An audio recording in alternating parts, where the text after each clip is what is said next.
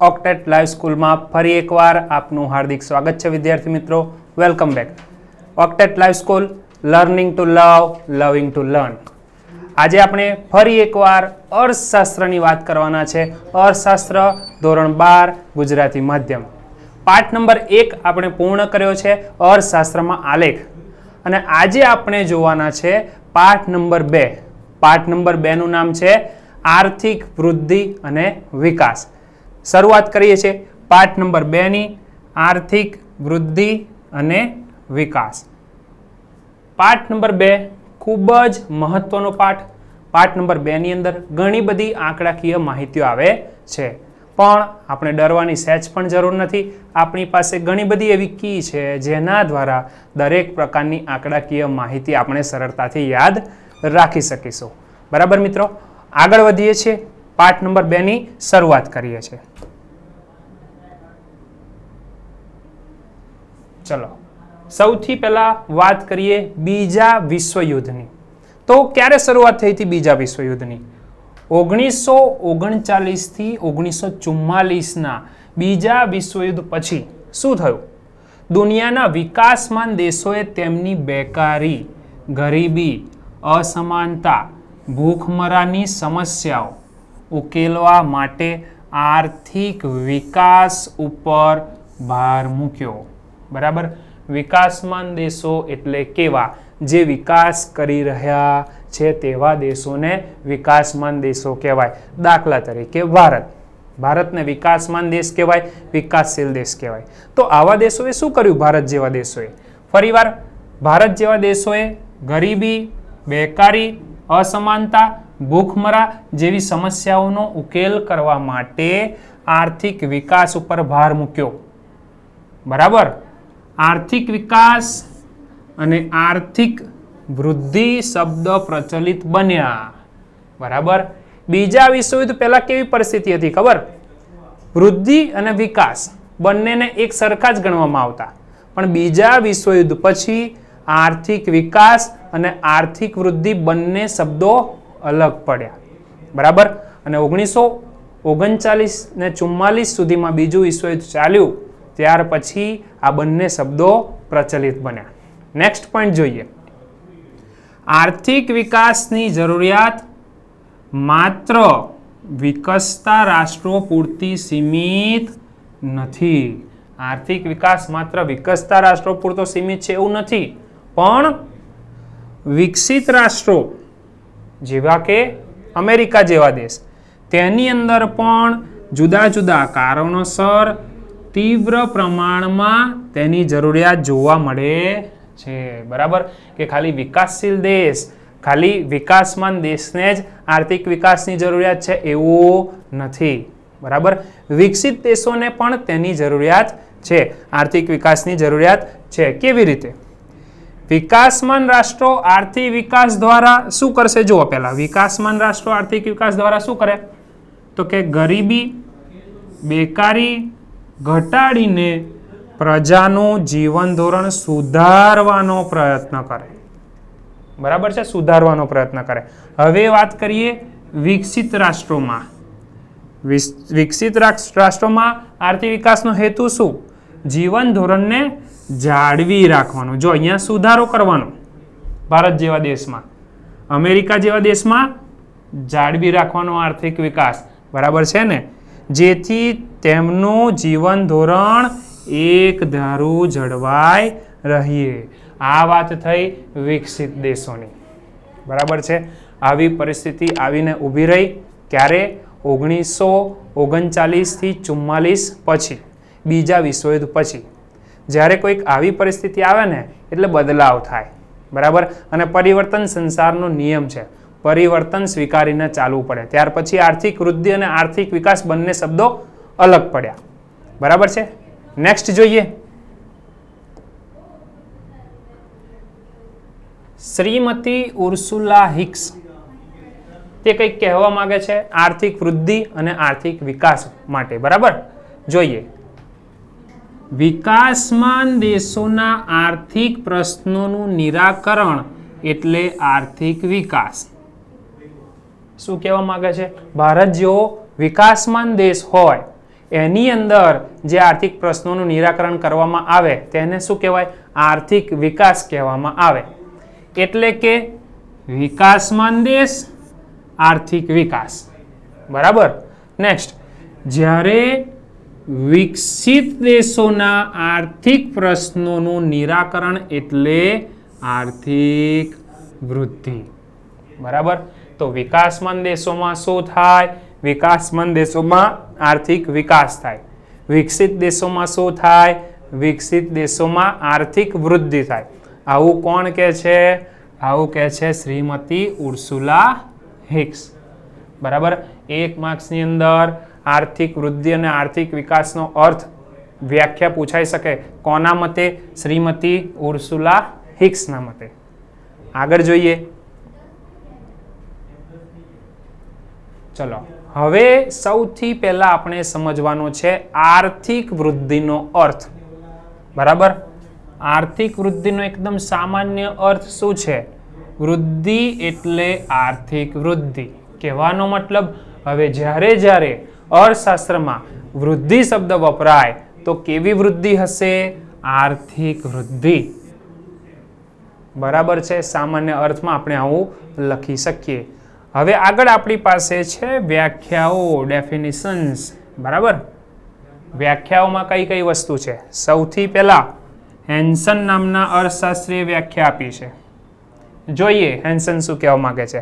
આર્થિક વૃદ્ધિ એટલે રાષ્ટ્રીય આવકનો વૃદ્ધિ દર અથવા વસ્તુઓ અને સેવાઓના કુલ ઉત્પાદનના પ્રમાણમાં થતો વધારો.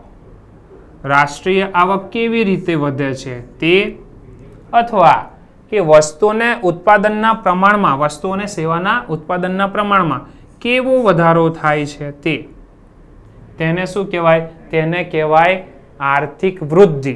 2 શબ્દો ભાઈ, રાષ્ટ્રીય આવક અને બીજો ઉત્પાદન જેવી રીતે વધે એને શું કહેવાય? આર્થિક વૃદ્ધિ. કોણ આવું કહે છે? હેન્સન. બરાબર. તો અહીંયા પહેલી વ્યાખ્યા આપણી પૂરી થઈ આર્થિક વૃદ્ધિની. બરાબર. આગળ વધીએ. બીજી વ્યાખ્યા કોણે આપી? સાયમન ક્રુઝનેટ. સાયમન ક્રુઝનેટ શું કહેવા માંગે છે? પ્રજાને વધુને વધુ વૈવિધ્યપૂર્ણ એટલે વિવિધ, જુદું જુદું આર્થિક ચીજ વસ્તુઓનો પુરવઠો પૂરો પાડવાની દેશની શક્તિમાં લાંબા ગાળા માટે થતો વધારો આર્થિક વૃદ્ધિ છે. બહુ જ ધ્યાનથી સમજીએ. વૈવિધ્યપૂર્ણ ચીજ વસ્તુઓનો પુરવઠો પૂરો પાડવો એટલે શું કહેવાય? ઉત્પાદન વધારવું. થયું કે નહીં? તો અહીંયા આપણે શેની વાત કરેલી? ઉત્પાદન વધારવાની. બરાબર. અહીંયા વિવિધ પ્રકારની ચીજ વસ્તુઓનો પુરવઠો પૂરો પાડવો એટલે પણ શું થાય? ઉત્પાદનમાં વધારો કરવો. દેશની શક્તિમાં લાંબા ગાળા માટે થતો વધારો આર્થિક વૃદ્ધિ છે. બરાબર. આવું કે છે સાયમન ક્રુઝનેટ. એટલે બંનેનો અર્થ સેમ જેવો જ છે. બરાબર. શું અર્થ થાય? ઉત્પાદનમાં વધારો, રાષ્ટ્રીય આવકના વૃદ્ધિ દરમાં વધારો. ઉત્પાદનમાં વધારો થાય એ પરિમાણાત્મક પરિવર્તન કહેવાય. પરિમાણાત્મક પરિવર્તન કહેવાય. રાષ્ટ્રીય આવકમાં વધારો થાય પરિમાણાત્મક પરિવર્તન કહેવાય. અને જ્યારે પરિમાણાત્મક પરિવર્તન થાય તો આર્થિક વૃદ્ધિ થઈ કહેવાય. શું થયું કહેવાય? આર્થિક વૃદ્ધિ થઈ કહેવાય. પરિમાણાત્મક પરિવર્તન એટલે શું? તો આંકડામાં ફેરફાર થાય. બરાબર છે. ઉત્પાદન વધ્યું, રાષ્ટ્રીય આવક વધી, તો એને પરિમાણાત્મક ફેરફાર કહેવાય. ચલો નેક્સ્ટ જોઈએ.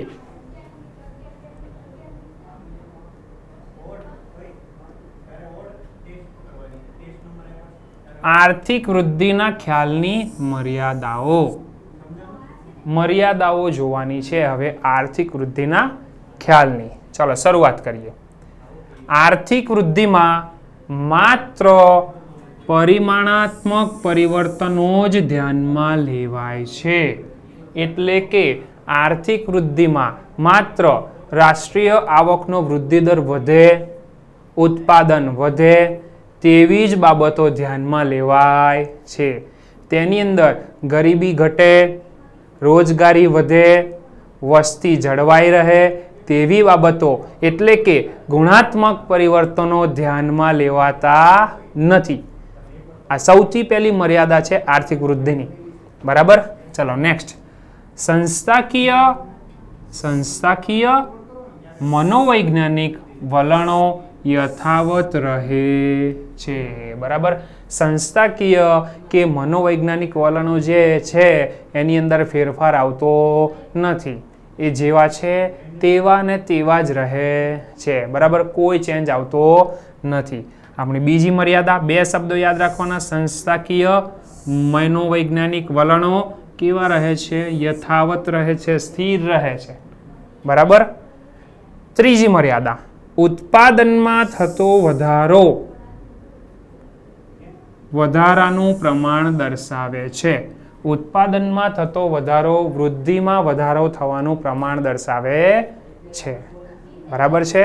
ચલો મર્યાદા નંબર 4, લોકોનું કલ્યાણ તેમજ તેમાં થતા ફેરફારો જાણવા માટે આર્થિક વૃદ્ધિનો ખ્યાલ બહુ ઉપયોગી બનતો નથી. એટલે કે તમારે લોકોનું કલ્યાણ માપવું હોય તો આર્થિક વૃદ્ધિ પરથી લોકોનું કલ્યાણ થાય છે કે નહીં તે કહી શકાય નહીં. દાખલા તરીકે દેશની રાષ્ટ્રીય આવકનો વૃદ્ધિ દર વધારે જોવા મળ્યો તો દેશનું કલ્યાણ થાય છે એવું કહેવાય? ના કહી શકાય. ઉત્પાદનમાં વધારો થયો તો દેશનું કલ્યાણ થાય છે એવું કહેવાય? ના કહી શકાય. ક્યારે કલ્યાણ થાય છે એવું કહેવાય? બેરોજગારી ઘટે, ગરીબી ઘટે, વસ્તી જળવાઈ રહે, આવું બધું થાય ને ત્યારે કલ્યાણ થાય છે એવું કહેવાય. બરાબર. તો આ બધી આર્થિક વૃદ્ધિની મર્યાદાઓ છે. બરાબર. નેક્સ્ટ જોઈએ, આર્થિક વિકાસનો અર્થ. હવે આપણે જોવાનો છે આર્થિક વિકાસનો અર્થ. ચલો સૌથી પહેલા બહુ જ મહત્વના પોઈન્ટ છે. એક માર્ક્સની અંદર આમાંથી પ્રશ્નો આવી શકે. પહેલા પોઈન્ટ સમજવાના છે. બરાબર. વિકાસની પ્રક્રિયા દરમિયાન દેશનું આર્થિક અને સામાજિક માળખું બદલાય છે. ચલો વિકાસ થાય ત્યારે દેશનું આર્થિક માળખું પણ બદલાય અને સામાજિક માળખું પણ બદલાય. બરાબર. વિકાસ થવાથી કેવા પરિવર્તનો આવે તો ખ્યાલ આવવો જોઈએ. આર્થિક માળખું પણ બદલાય, સામાજિક માળખું પણ બદલાય. ચલો બીજો પોઈન્ટ, સામાન્ય રીતે રાષ્ટ્રીય આવકનું માળખું પણ બદલાય. રાષ્ટ્રીય આવકનું માળખું પણ બદલાય. બરાબર. શું બદલાવ આવે છે જોઈએ. રાષ્ટ્રીય આવકમાં ખેતી ક્ષેત્રનો ટકાવારી ફાળો ઘટે છે. બરાબર. રાષ્ટ્રીય આવકનું માળખું બદલાય એટલે રાષ્ટ્રીય આવકમાં 3 પ્રકારની આવક હોય. ખેતી ક્ષેત્રની આવક હોય, ઉદ્યોગ ક્ષેત્રની આવક હોય અને સેવા ક્ષેત્રની આવક હોય.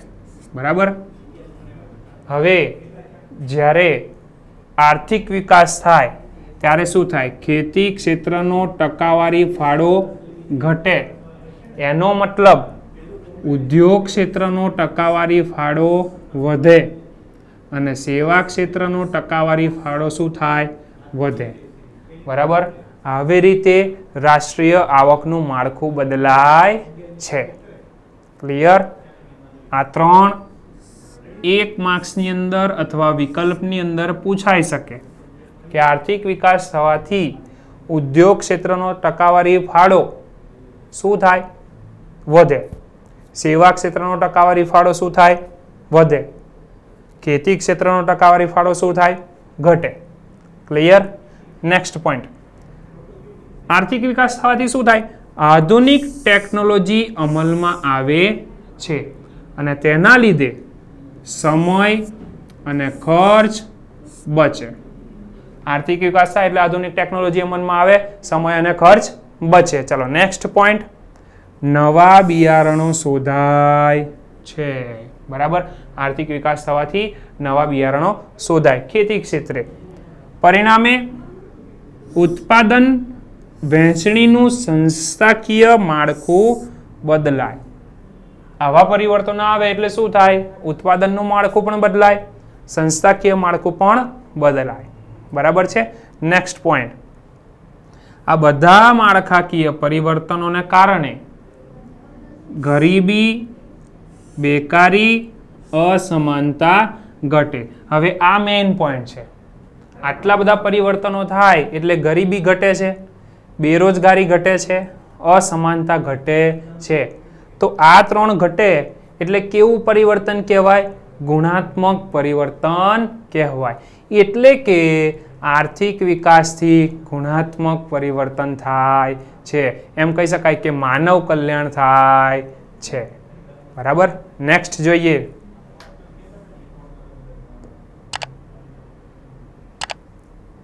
વ્યાખ્યાઓ. હવે આપણે આર્થિક વિકાસની વ્યાખ્યાઓ જોવાની છે. સૌથી પહેલા માઇકલ ટોડેરોએ આપેલી વ્યાખ્યા વિકલ્પમાં ખાસ કરીને પૂછાય. બરાબર. ટૂંકી વ્યાખ્યા એકદમ. આર્થિક વિકાસ એ બહુપરિમાણીય પ્રક્રિયા છે. બરાબર. બહુપરિમાણીય પ્રક્રિયા છે. કોણ એવું કે છે? માઇકલ ટોડેરો. બરાબર છે.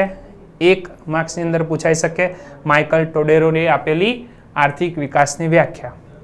તેના પછી 2 મોટી વ્યાખ્યા છે આપણી પાસે. એક વ્યાખ્યા જોઈએ GM મેયર. GM મેયરના મતે હવે વ્યાખ્યાની અંદરથી કોઈ પણ શબ્દ ડિલીટ ના કરી શકાય, કોઈ પણ શબ્દ એડ ના કરી શકાય. એટલે વ્યાખ્યા જેવી છે એવી જ આપણે તૈયાર કરવી પડે. એટલે આપણે વ્યાખ્યાને ટુકડામાં વહેંચીને તૈયાર કરી શકીએ. આર્થિક વિકાસ એવી પ્રક્રિયા છે, આર્થિક વિકાસ એવી પ્રક્રિયા છે, કેવી પ્રક્રિયા છે? કે જે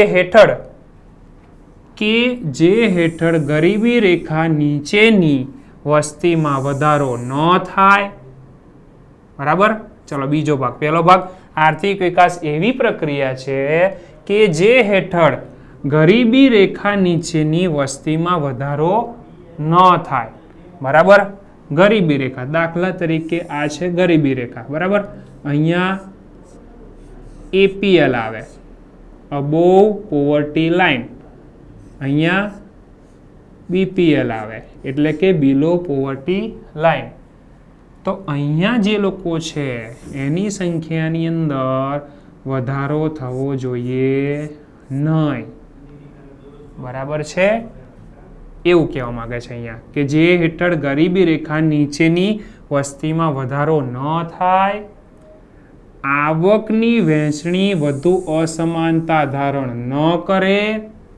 બરાબર. આવકની વહેંચણીમાં અસમાનતા તો છે જ, પણ વધુ અસમાનતા ધારણ ન કરે. તે શરતોને આધીન રહીને દેશની માથાદીઠ વાસ્તવિક આવકમાં લાંબા સમયગાળા સુધી વધારો જન્માવે છે. બરાબર. હવે વ્યાખ્યાના ટુકડા કરી દેવા પડે. બરાબર. આર્થિક વિકાસ એવી પ્રક્રિયા છે, કેવી પ્રક્રિયા છે? કે જે હેઠળ ગરીબી રેખા નીચેની વસ્તીમાં વધારો ન થાય. બીજું, આવકની વહેંચણી વધુ અસમાનતા ધારણ ન કરે. ત્રીજું, તે શરતોને આધીન રહીને દેશની માથાદીઠ વાસ્તવિક આવકમાં લાંબા સમયગાળા સુધી વધારો જન્માવે છે. તો તેને કહેવાય આર્થિક વિકાસ. કોના મતે? GM મેયરના મતે. બરાબર છે. ચલો નેક્સ્ટ છે મેકલબ. મેકલબ નામના અર્થશાસ્ત્રી આર્થિક વિકાસની વ્યાખ્યા આપે છે. જોઈએ એની અંદર પહેલો પોઈન્ટ, વસ્તી સ્થિર હોય કે સતત વધતી હોય. પહેલો ભાગ, પરંતુ ઉત્પાદનના સાધનો તથા ઉત્પાદનની રીતમાં ફેરફાર જન્માવતી. જો વસ્તી સ્થિર હોય કે સતત વધતી હોય એનાથી કોઈ ફરક પડતો નથી, પરંતુ ઉત્પાદનના સાધનો તથા ઉત્પાદનની રીતમાં ફેરફાર જન્માવતી. ઉત્પાદનના સાધનોમાં ફેરફાર થાય અને ઉત્પાદનની રીતમાં ફેરફાર થાય એવી પ્રક્રિયા કે જેને લીધે માથાદીઠ આવકમાં સતત વધારો થતો હોય. હવે ઉત્પાદનના સાધનો બદલાઈ ગયા, ઉત્પાદનની પ્રક્રિયા બદલી ગઈ અને એવી પ્રક્રિયા કે જેના લીધે માથાદીઠ આવકમાં વધારો થાય અને લોકોનું જીવન ધોરણ ઊંચું જતું હોય. હવે લોકોનું જીવન ધોરણ કેવું થાય? ઊંચું જાય. બરાબર. તો દેશનો આર્થિક વિકાસ થઈ રહ્યો છે તેમ કહેવાય. ત્યારે દેશનો આર્થિક વિકાસ થાય છે તેમ કહેવાય. ફરી એકવાર આ વ્યાખ્યા કોણે આપી? મેકલબ. બરાબર છે. તો અહીંયા આર્થિક વિકાસની વ્યાખ્યાઓ પૂરી થાય છે. આગળ જોઈએ મિત્રો. હવે આપણે જોવાના છે આર્થિક વિકાસના લક્ષણો. બરાબર છે. 6 લક્ષણો છે. 3 માર્ક્સની અંદર પૂછાઈ શકે, એકદમ ઈઝી. બરાબર. પહેલું લક્ષણ, આર્થિક વિકાસ એ સતત ચાલતી પ્રક્રિયા છે ભાઈ. આર્થિક વિકાસ એવી પ્રક્રિયા નથી કે અટકી જાય. આર્થિક વિકાસ સતત ચાલતો રહે. બરાબર. કેવી રીતે? આર્થિક વિકાસની પ્રક્રિયા ચોક્કસ દિશામાં હોય. બરાબર. પહેલો પોઈન્ટ શું છે? ચોક્કસ દિશામાં હોય. ક્રમમાં ધીમી.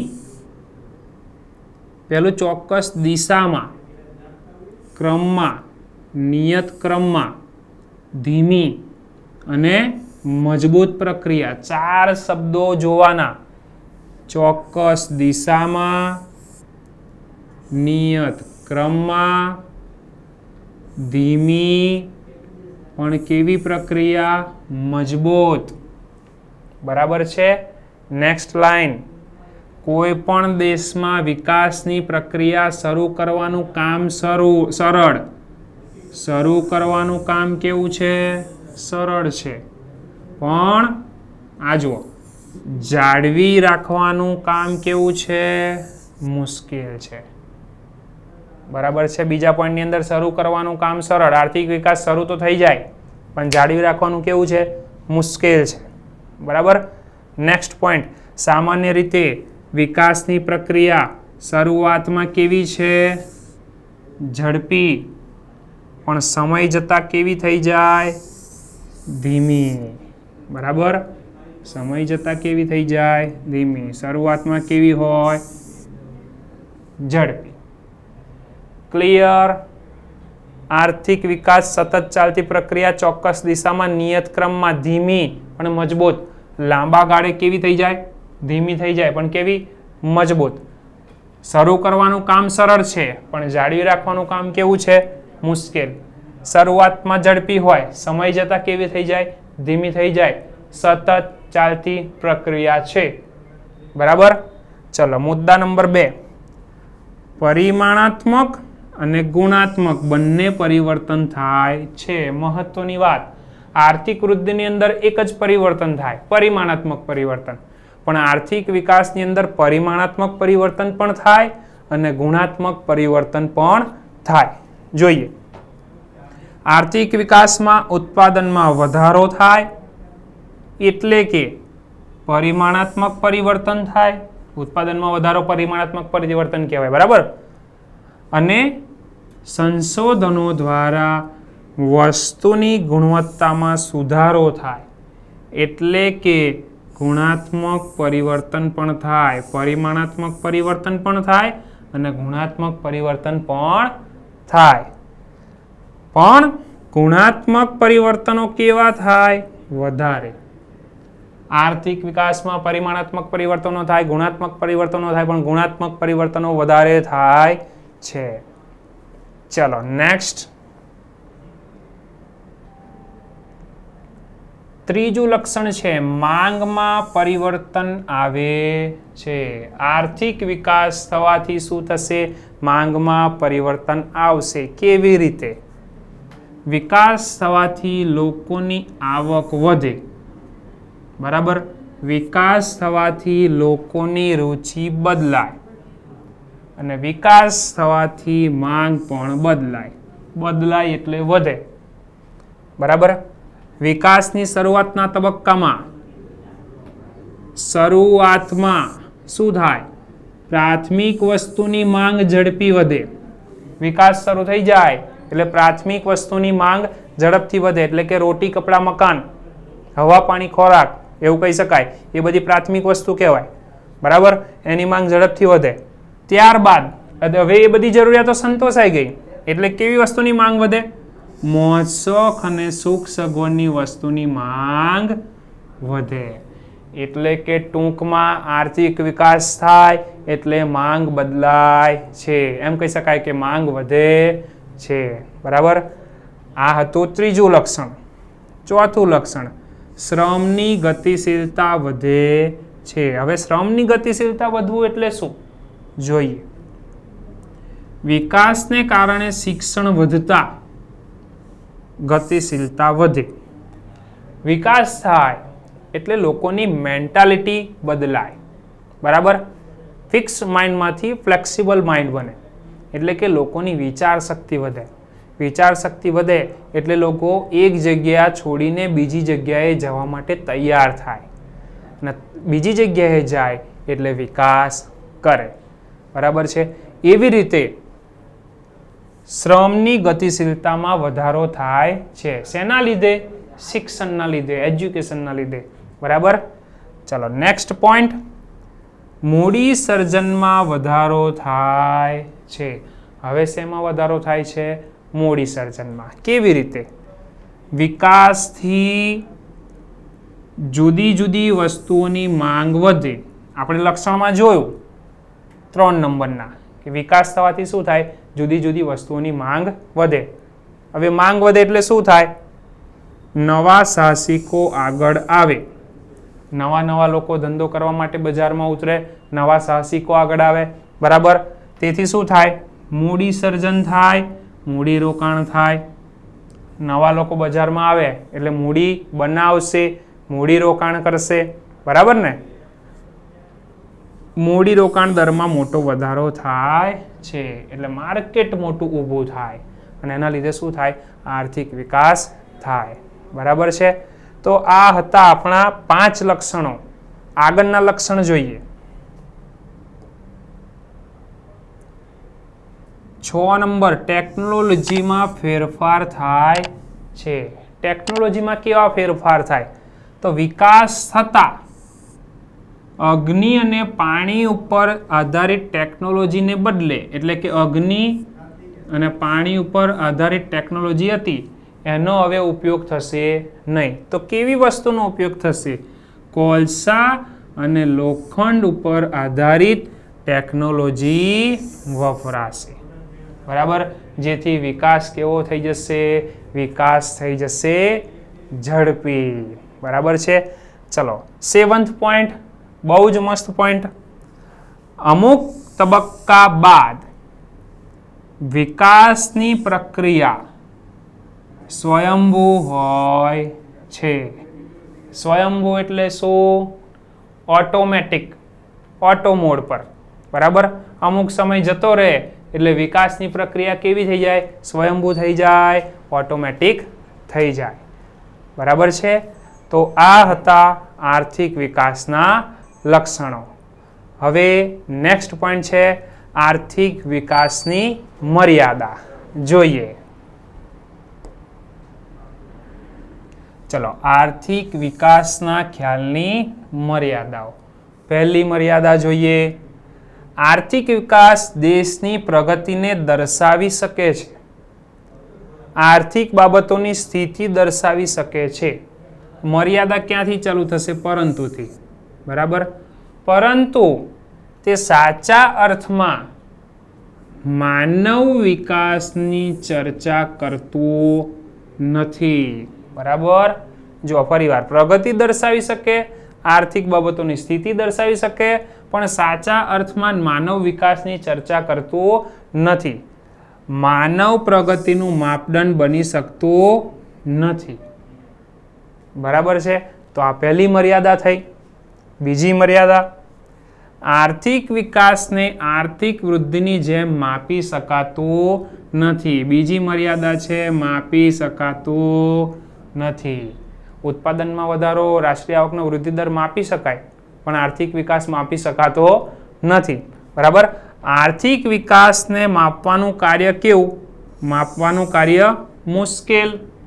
કેમ મુશ્કેલ? એનું કારણ છે, બરાબર, કેમ કે એમાં સમાજમાં આવેલા પરિવર્તનો પણ સમાવેશ થાય છે, બરાબર.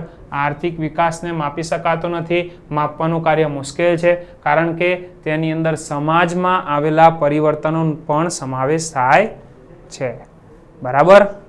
ચલો, તેનું માપ કરવાનું કાર્ય કેવું છે? મુશ્કેલ છે. ચલો નેક્સ્ટ, છેલ્લી મર્યાદા આપણી, મર્યાદા નંબર 3. આર્થિક વિકાસ થાય તો પ્રજાનું જીવન ધોરણ ઊંચું આવે. આજે ભારતમાં આર્થિક વિકાસ થાય છે છતાં પ્રજાના જીવન ધોરણમાં ખૂબ સુધારો થયો નથી. એટલે વિકાસ એટલે જીવન ધોરણમાં સુધારો.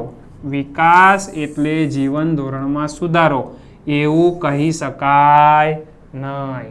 આપણે એવું ના કહી શકીએ કે વિકાસ એટલે જીવન ધોરણમાં સુધારો. બરાબર છે મિત્રો? તો અહીંયા આપણી આર્થિક વિકાસની મર્યાદાઓ પૂરી થાય છે. મિત્રો, આપણે આર્થિક વૃદ્ધિ અને આર્થિક વિકાસ વિશે સમજી લીધું છે, બરાબર. તો ઓક્ટેટ લાઈફ સ્કૂલ ફરી એકવાર આપનું ધન્યવાદ માને છે. Thank you very much. જો તમને વિડીયો પસંદ આવે તો લાઈક કરો, શેર કરો, સબસ્ક્રાઈબ કરો. Thank you.